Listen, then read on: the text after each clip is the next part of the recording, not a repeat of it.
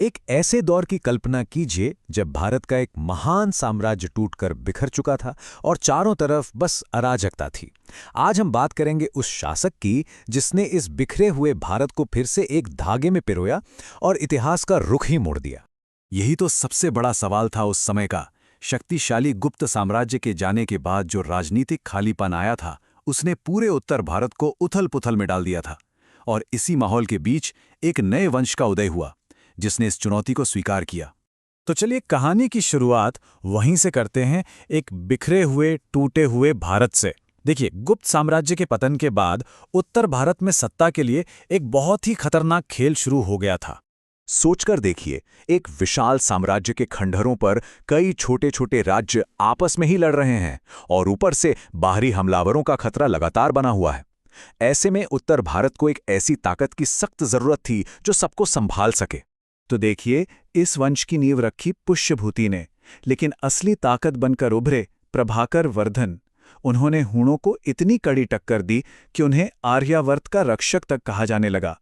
उनके बाद गद्दी पर आए उनके बड़े बेटे राज्यवर्धन द्वितीय, पर किस्मत को कुछ और ही मंजूर था और उनकी कहानी में एक बहुत दुखद मोड़ आने वाला था। और यहीं से कहानी में एक जबरदस्त मोड़ आता है। एक ऐसी घटना होती है जिसके बाद एक नौजवान राजकुमार को अचानक से ही सिंहासन पर बैठना पड़ता है।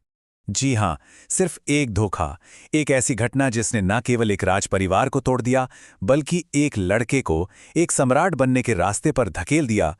वो सम्राट जो अपने समय का सबसे शक्तिशाली शासक बना। ये कोई आम राजनीतिक हत्या नहीं थी, ये एक बहुत ही गहरा व्यक्तिगत घाव था। अपने भाई की इस धोखे से हुई मौत ने नौजवान हर्षवर्धन के दिल में बदले की ऐसी आग जलाई जिसने उन्हें पूरे उत्तर भारत को एक करने के लिए प्रेरित कर दिया। सोचिए, सिर्फ 16 साल की उम्र। इस उम्र में हर्षवर्धन ने इतनी बड़ी जिम्मेदारी उठाई। उनका मिशन साफ था, भाई की मौत का बदला लेना और इस बिखरे हुए उत्तर भारत को एक करना। उन्होंने अपनी राजधानी को कन्नौज शिफ्ट किया, जो उस समय एक बहुत ही जरूरी रणनीतिक कदम था, और यहीं से उनके महान साम्राज्य की कहानी शुरू हुई। तो चलिए अब जरा आगे बढ़ते हैं। ये देखते हैं कि हर्ष ने सिर्फ लड़ाइयां ही नहीं जीती, बल्कि इतने बड़े साम्राज्य को चलाया कैसे, क्या था उनका सिस्टम। देखिए, हर्ष का प्रशासन काफी कुछ गुप्त सिस्टम जैसा ही था। साम्राज्य को प्रांतों, जिलों और गांवों में बांटा गया था, लेकिन एक बहुत बड़ा फर्क था, और वो था सामंतों का बढ़ता प्रभाव। ये वो ताकतवर स्थानीय सरदार थे जो राजा को सैनिक मदद देते थे, और यही सिस्टम जो उस वक्त ताकत थी, आगे चलकर साम्राज्य की सबसे बड़ी कमजोरी भी बन। अच्छा, हर्ष के राज की सबसे अच्छी तस्वीर हमें मिलती है चीनी यात्री हुएनसांग के लिखे हुए वृत्तांतों से। उन्होंने लिखा था कि राज्य में टैक्स कम थे, सजा बहुत कम मिलती थी और जुर्म तो ना के बराबर थे। अब ये शब्द अपने आप में एक स्थिर और न्यायप्रिय राज का सबसे बड़ा सबूत हैं। ये हर्ष के शासन की एक बहुत बड़ी कामयाबी थी। हर्ष ने लगभग पूरे उत्तर भारत को जीत लिया था, लेकिन उनकी विजय यात्रा नर्मदा नदी पर आकर रुक गई। यहां उन्हें अपने जीवन की अकेली बड़ी हार मिली, और वो भी चालुक्य राजा पुलकेशिन द्वितीय के हाथों।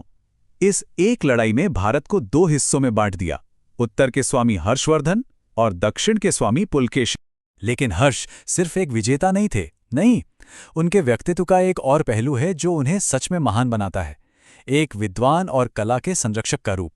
अगर निजी तौर पर देखें तो हर्ष पहले भगवान शिव के उपासक थे, लेकिन बाद में वो महायान बौद्ध धर्म के बहुत बड़े समर्थक बन गए। पर एक राजा के तौर पर उन्होंने सभी धर्मों को बराबर सम्मान और सुरक्षा दी। ये उस दौर के हिसाब से एक बहुत ही प्रगतिशील सोच थी। और इससे भी कमाल की बात तो ये है कि हर्ष खुद एक बहुत अच्छे लेखक थे। जी हां, उन्होंने संस्कृत में 3 मशहूर नाटक लिखे, रत्नावली, नागानंद और प्रियदर्शिका। इसी खूबी ने उन्हें इतिहास के उन गिने चुने विद्वान राजाओं की लिस्ट में शामिल कर दिया जो तलवार और कलम दोनों चलाना जानते थे। ये हर्ष के शासन की शायद सबसे अनोखी बात थी। हर 5 साल में वो अपनी जमा की हुई सारी दौलत, सब कुछ दान कर देते थे।